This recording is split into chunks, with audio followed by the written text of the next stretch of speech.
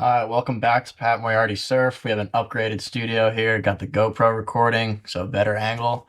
Today we have another fan submission episode, so thanks for sending in a video, Jake. This is Jake Isham. We're going to analyze his surfing and compare it to some of the best in the world. So I have both Kelly Slater and John Florence queued up, two waves. I was able to find some waves where they were both able to do some front side turns.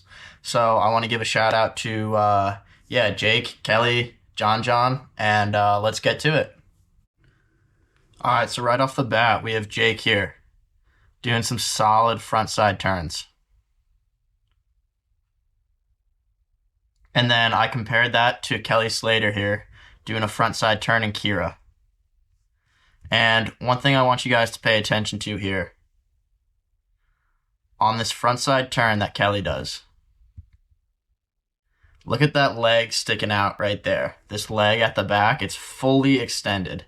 I've been watching a lot of pro surfers do frontside turns, and this seems to be the thing that really separates the pros from everybody else, is when they do that frontside top turn, they really push out that back leg.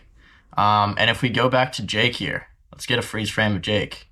He does a really good job of this. Right there. So you can see in this freeze frame, his back leg fully extended. One thing that I did notice on this is the placement of where he gets this full extension. So guys like Kelly and John, they get to this full extension point sort of higher up on the wave. You can see Jake sort of in the middle of the wave cutting back to the whitewater. So if we were to get real nitpicky here, we would say the ideal turn, you can sort of press that back leg into the board at the top part of the wave. And the reason for that is because that top part of the wave is where you have the most potential energy. But I mean, and that's where you can sort of slide down the wave and rebound. Regardless, super good turn, Jake. I'm really impressed with this stuff. And then if we fast forward a bit, we're going to go to another wave that Jake sent in. And we're going to compare it to John Florence. All right, so here's Jake surfing this wave.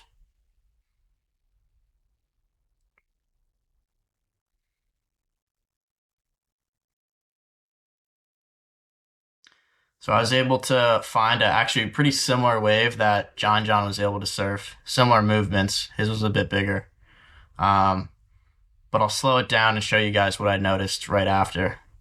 So here, Jake, this move here, hiking up the wave, this is such a good move. As I've said before, the higher part of the wave is where you gain that potential energy.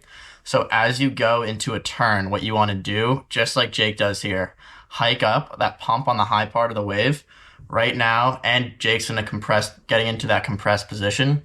Jake's in such a good spot to attack this turn. He's moving with speed on the high part of the wave, and he's about to drop in to that bottom turn. One thing you'll notice, however, with the bottom turn is he doesn't necessarily utilize the entire wave. So the best guys in the world are able to really go north to south.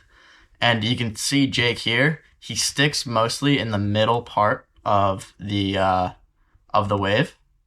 And for that reason, he isn't quite able to get as much speed as he possibly could. And his line is more across and back in the wave and not necessarily north to south. So if you want to think about the wave like a skateboard ramp, in order to maximize your momentum and speed, you want to create these steep angles in like on a skateboard ramp, right? You want that steep wall to slide down. And in this example, essentially Jake just didn't quite choose the steepest ramp that he could have.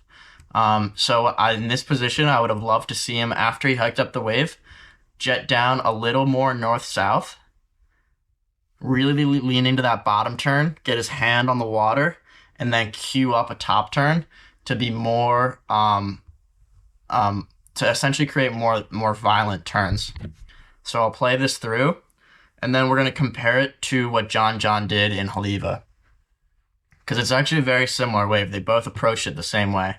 John hikes up, so it's that same thing that Jake does. Hike up, gain speed, gain potential energy, but then watch his bottom turn here. At the bottom turn, he's super patient, drags that hand on the water, and he really, really cues up this top turn with that bottom turn. So this is obviously just something that comes from a ton of experience and patience on the wave. One thing that I noticed in my own surfing, I'll play it through. Super sick turn.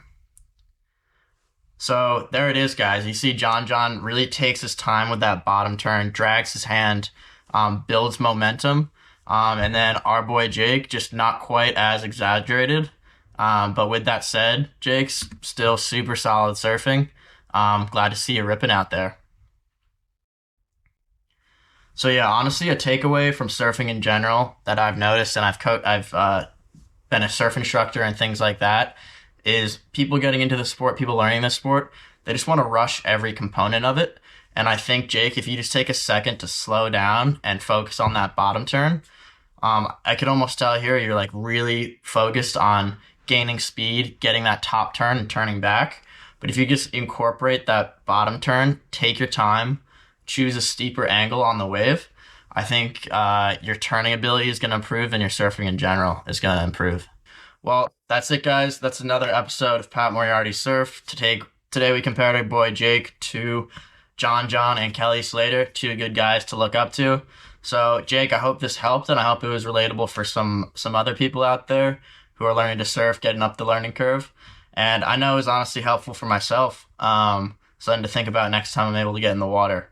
So, thank you guys for tuning in. If you like this video, please make sure to like, subscribe, and comment. And yeah, it really helps me out. See you guys.